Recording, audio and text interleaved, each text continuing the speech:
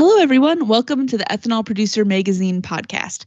My name is Katie Schroeder, Associate Editor of Ethanol Producer Magazine, and today I have with me Geoff Cooper, CEO of the Renewable Fuels Association. He's here today to talk to us about the 40BSAF-GREET model that came out at the end of April. Welcome, Geoff. Thanks for having me, Katie. Yeah, so just to get us started, could you kind of break down for our listeners what is contained in this iteration of the GREET model? Right. Well, there was a lot to digest when the Treasury put the new GREET model out, and we have really dug into it to see everything that's inside this new model.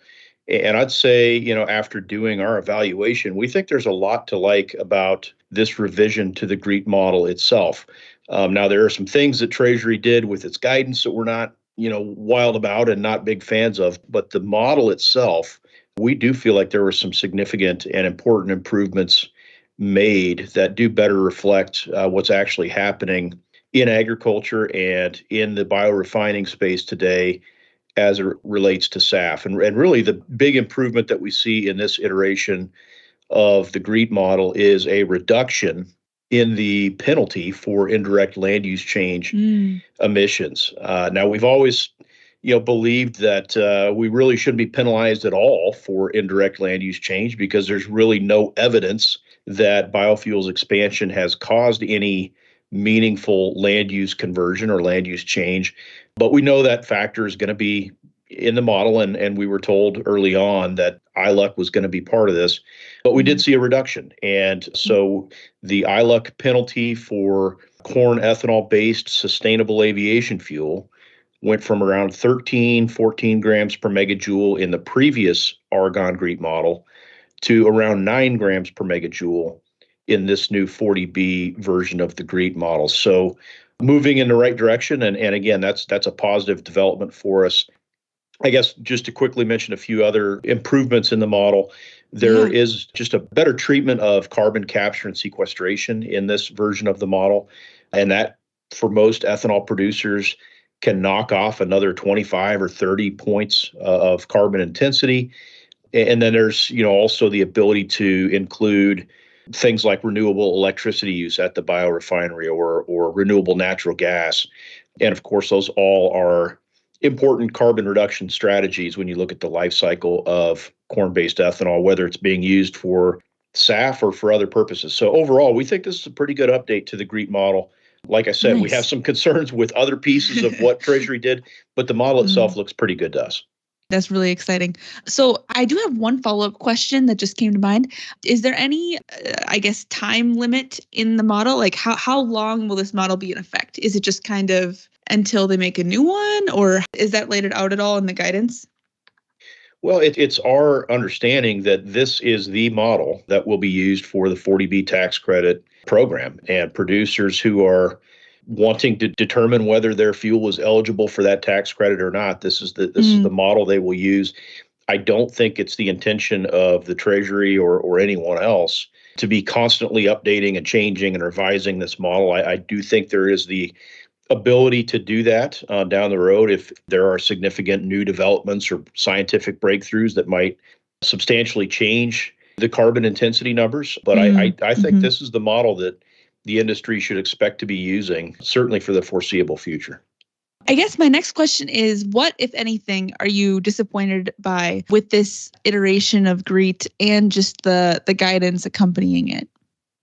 Yeah, and really, like I mentioned, I mean, our goal going into this was we want to end up in a better place with this new GREET model than where we started 6 months ago with 40B. And really, at that time, there was no way, there was no pathway for corn ethanol to qualify as a tax credit generating feedstock for sustainable aviation fuel. So we negotiated that hurdle. It isn't perfect, but there are pathways, there are ways using this new model that corn ethanol can absolutely qualify as a feedstock under 40B for SAF. So that's the good news.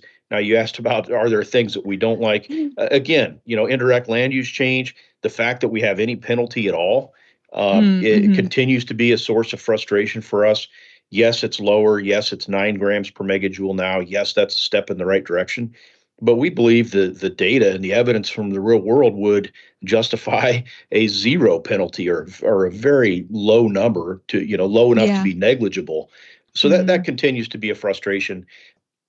I think one other piece of this is, and again, this isn't necessarily a GREET model issue per se, Hmm. but we think the agriculture practices that are included in 40B are probably undervalued in terms of their ability to reduce carbon intensity. Treasury just sort of threw their hands up and said, hey, if you're doing these three agricultural practices, cover crops, no-till, and efficient fertilizer application, we're just going to Hmm. give you a 10 gram per megajoule discount or bonus, basically. Yeah. We think farmers who are really doing those three things are certainly cutting CI to a much larger extent than 10 grams per megajoule. Hmm.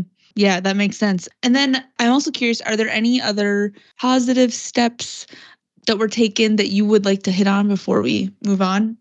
Yeah, and this is both a positive and a negative. I mentioned some of these agriculture practices. This is really the Hmm. first time. I mean, we've had the California LCFS, we've had Renewable Fuel Standard, we've had lots of regulations that require some life cycle analysis to be conducted on biofuels. This is really the first time where we've seen a life cycle model framework set up in a way that allows farmers to generate extra credit for lower carbon, more efficient farming practices. So that again, that's significant. That's a big deal. That's never been done before. Now, the way they did that isn't exactly the way we would have preferred, and we think there's work to do to improve that approach. But again, Mm, opening the door for the first time to valuing individual farming practices within the context of life cycle carbon intensity analysis, that's a pretty big deal. awesome. Yeah, definitely.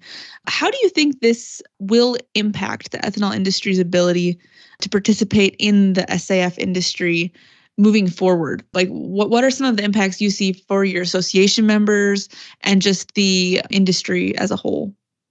Well, I think first and foremost, our industry was looking for some clarity and certainty around, what the model's going to look like, what these CI values are going to look like.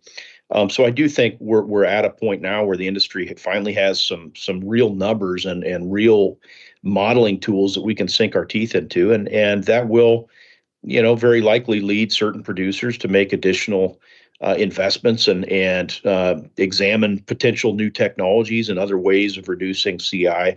But the bottom line here is we know that the 40B tax credit for SAF expires at the end of this year. So Yeah. that's, basically 6, 7 months away. Hmm. We don't think that there's going to be a substantial amount of new investment flowing into ethanol to jet just based on this new model and this guidance. But what we do think this does is it sort of sets the stage for that next tax credit, 45Z, and really opens the door to making sure that credit is implemented appropriately and correctly, and that ethanol producers and SAF producers who are using ethanol have an ability to qualify for that credit. That credit begins on January 1st of 2025 and runs for 2 years. Okay. So again, we think this whole process and this new model really set the stage for more expeditious progress on getting that Yeah. tax credit done. Yeah, absolutely, absolutely. Moving forward, I'm curious to hear just what are some of the next steps you and your team have in mind as you advocate for the sector of the ethanol industry that is pursuing involvement in the SAF fuel production and either developing their own SAF plants or seeking to sell their SAF to other entities. Right. Well, really, there's a couple of big things we're focused on in the wake of this new guidance from the Treasury and the new model. And again, we're really focusing on how can we improve these things for the next tax credit, 45Z. And most of that has to do with those farming practices. Unfortunately, this guidance for the SAF tax credit essentially requires farmers to adopt all three of those practices, no-till, cover crops, and enhanced efficiency fertilizer. If they're Hmm. not doing all three of those practices simultaneously, then they don't have access to that credit. We Right. think that's short-sighted. We don't think Treasury should be taking a one-size-fits-all approach to farming practices. We know that there are lots of different things that farmers are doing to reduce Mm-hmm. carbon intensity, and it's going to vary greatly depending on their geography and their soil type and their climatic conditions. I mean, cover crops don't grow so well in the northern tier of the Corn Belt. So, I mean, just Yep. things like that. There needs to be more flexibility for farmers to really choose the carbon reduction practices that work best for them and their operations. And Mm, that's going to be a big focus for us as we, look at, again, getting 45Z right and kind mm-hmm. of avoiding some of the mistakes or the flaws with 40B. Yeah. I think just one last question I'd love to hit on is moving into 2025. What do you see as the potential of 45Z to benefit the ethanol industry as a whole? Yeah, so like I said, we are really turning our attention to 45Z now. And again, I think where we ended up with 40B is better than we started last year, better than we were in December when Treasury put out their initial guidance. And it sets us up pretty well, I think, for further improvements and further refinements moving into the 45Z process. So we think 45Z offers a tremendous opportunity for the ethanol industry and for the SAF, the emerging SAF industry, and Mm-hmm. for our partners in agriculture to really add value to our products based on the ability of those products to reduce carbon intensity. And so we're really excited about the prospect of 45Z. But again, the devil's in the details. We got to make sure we get the modeling right and get the implementation details right. One piece that we didn't really talk about here is the auditing and monitoring and verification side of all this. And again, that's got to be implemented in a way that doesn't scare away investment and scare away participation, Yeah. but at the same time provides the IRS and the Treasury folks the level of assurance that they need. So, Mm, it's definitely a yeah. balancing act, but those are the things we're focused on moving into 45Z. Absolutely. Awesome. Well, thank you so much for your time, Geoff. I'd love to just hear any closing thoughts you have or key takeaways you'd really like industry investors, industry participants, ethanol producers to take away from this conversation and the journey of the 40B GREET model coming into being at all. I think that's a good way to describe it. This is a journey, and we are a long way from the end. The Mm, 40B guidance and this new model, that is really a starting point for 45Z. It's certainly not the ending point, and so the way we're looking at this is it's a series of progressive steps along this journey toward how do we essentially value carbon intensity reduction through the tax code. And it's a hard thing to do, so it's going to take some trial and error, and there are going to be fits and starts. And for us, what matters most is, are we making progress toward that end goal? And we believe 40B, this new model, the new GREET model, this new guidance, it's progress. It's a step in the right direction. We're in a better place now than we were a year ago, but we have a ways to go. And like you said, this is a long journey, and we have steps left to take, and we are going to be mm. highly engaged in making sure that those next steps along this journey are positive and progressive for the industry. Awesome. Well, thank you so much for your time, Geoff. Really appreciate your insight. And I hope everybody has a great rest of the day. You can further engage with the conversation and find more information about this topic, both on RFA's website and also at ethanolproducermagazine.com. Thank you so much.